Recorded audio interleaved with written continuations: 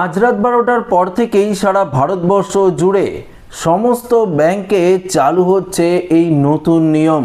হ্যাঁ বন্ধুরা, যদি আপনারা এই ভুলগুলি করেন তাহলে আপনার ব্যাংক অ্যাকাউন্ট থেকে প্রত্যেকবার 23 টাকা করে কাটা হবে। তো কোন ভুলগুলির কথা এখানে বলা হয়েছে আজকের এই ভিডিওতে, মূলত এই বিষয়ে আপনাদেরকে একদম বিস্তারিতভাবে জানিয়ে দেব। কেননা ভারতবর্ষের প্রায় প্রত্যেকটি নাগরিকের এখন কিন্তু ব্যাংক অ্যাকাউন্ট রয়েছে, তাই এই আপডেটটি প্রত্যেক নাগরিকের জানা অত্যন্ত জরুরি। তো অবশ্যই ভিডিওটি আপনারা প্রত্যেকেই প্রথম থেকেই শেষ পর্যন্ত সঙ্গে থাকবেন এবং নতুন হয়ে থাকলে চ্যানেলটিকে সাবস্ক্রাইব করে পাশের দেওয়া বেল আইকনটিকেও প্রেস করে অল নোটিফিকেশনটিকে বাজিয়ে দেবেন। দেখুন বন্ধুরা, বেশ কয়েকটা স্টেপে আপনাদের ব্যাংক অ্যাকাউন্ট থেকে কিন্তু টাকা কেটে নেওয়া হতে পারে। অর্থাৎ আপনি যদি শুধুমাত্র এই একটি ভুল করলেই যে ব্যাংক অ্যাকাউন্ট থেকে টাকা কাটবে এমনটা নয়, আরও বেশ কিছু গুরুত্বপূর্ণ নিয়ম রয়েছে ব্যাংকের ক্ষেত্রে যেগুলো আপনার জানা অত্যন্ত জরুরি। তো এক এক করে আপনাদেরকে বলবো, একটু মনোযোগ সহকারে যদি আপনারা দেখেন তাহলে বিষয়টি পরিষ্কারভাবে ক্লিয়ার করে বুঝতে পারবেন।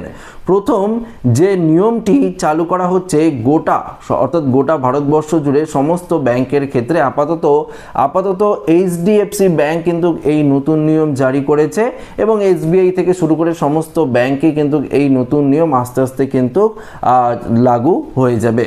প্রথমত নিয়মটি হলো যে আপনি যদি কোনো ব্যাংকের এটিএম থেকে টাকা তোলেন, দেখুন মেট্রো শহর অর্থাৎ শহরের যে এটিএমগুলো রয়েছে যেগুলো মেট্রো শহরের মধ্যে রয়েছে, যেমন দিল্লি, মুম্বাই থেকে শুরু করে কলকাতা, এই সমস্ত যে মেট্রো শহরগুলো রয়েছে তাদের ক্ষেত্রে এক ধরনের চার্জ কাটা হয় এবং যারা অর্থাৎ মেট্রো শহরের বাইরে যে সমস্ত রয়েছে তাদের ক্ষেত্রে এটিএমে অন্য ধরনের কিন্তু চার্জ কাটা হয়।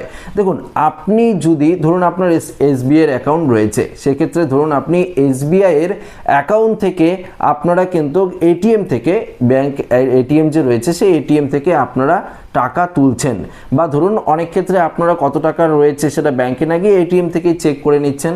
অনেক ক্ষেত্রে দেখা যাচ্ছে এখন কি হচ্ছে যে এটিএম থেকে শুধুমাত্র কিউআর কোড স্ক্যান করলেন, ওটিপি আসলো মোবাইলে, সেটি দিয়ে কিন্তু আপনারা নগদ ক্যাশ কিন্তু নিতে পারছেন।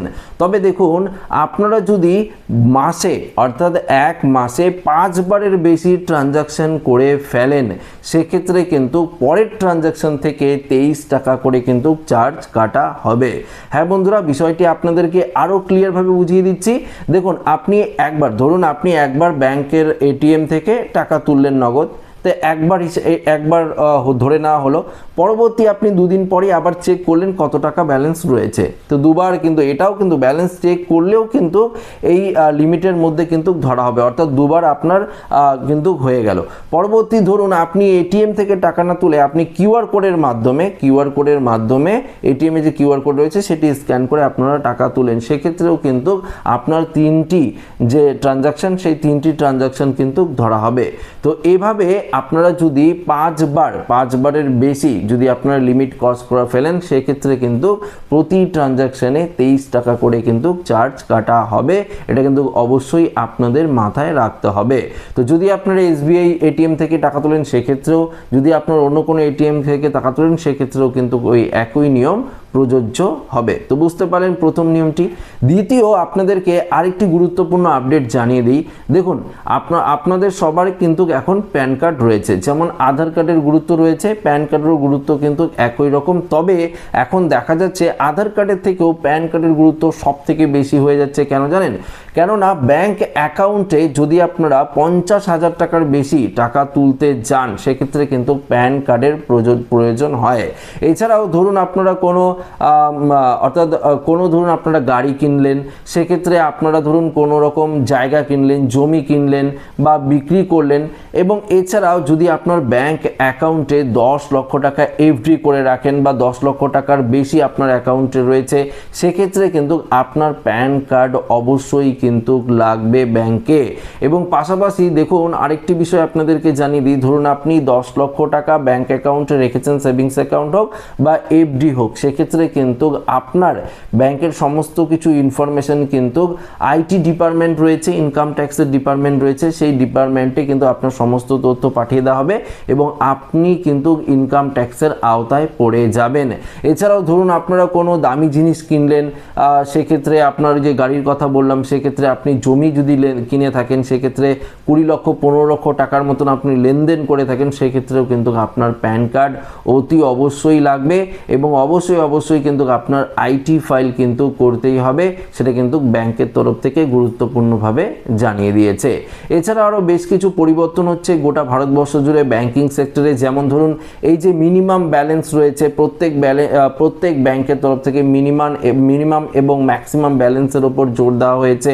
অনেক ক্ষেত্রে দেখা যাচ্ছে শহরের যে ব্যাংকগুলো রয়েছে সেখানে মিনিমাম ব্যালেন্স যেটা রয়েছে সেটা বেশি আপনাদের ডিপোজিট করতে হচ্ছে এবং গ্রামীণ এলাকায় যে ব্যাংকগুলো রয়েছে সেখানে কম ডিপোজিটেই কিন্তু ব্যাংক অ্যাকাউন্ট খোলা যাচ্ছে এবং ধরুন গ্রামীণ এলাকায় 500 টাকার যদি আপনারা দিয়ে ব্যাংক অ্যাকাউন্ট খুলতে পারেন, কিন্তু শহর অঞ্চলে যদি আপনারা করেন সেক্ষেত্রে 2000 বা 3000 বা কোনো ব্যাংকের ক্ষেত্রে কিন্তু 5000 টাকা পর্যন্ত প্রযোজ্য করেছে। তো এই যে নিয়মগুলো আপনাদেরকে বললাম, যেগুলো আপনার প্রত্যেকের জানা কিন্তু অত্যন্ত জরুরি ছিল। এছাড়াও আপনাদেরকে আরেকটি গুরুত্বপূর্ণ বিষয় জানিয়ে দিই। দেখুন ইউপিআই যে পেমেন্ট আপনারা করেন, সেই ইউপিআই পেমেন্টের ক্ষেত্রেও কিন্তু নতুন নিয়ম আনা হচ্ছে। কেননা যত ডিজিটাল লেনদেন আপনারা করছেন তত কিন্তু এই যে প্রতারকরা রয়েছে আপনার যে টাকা সেটা কিন্তু লুট করে নিচ্ছে।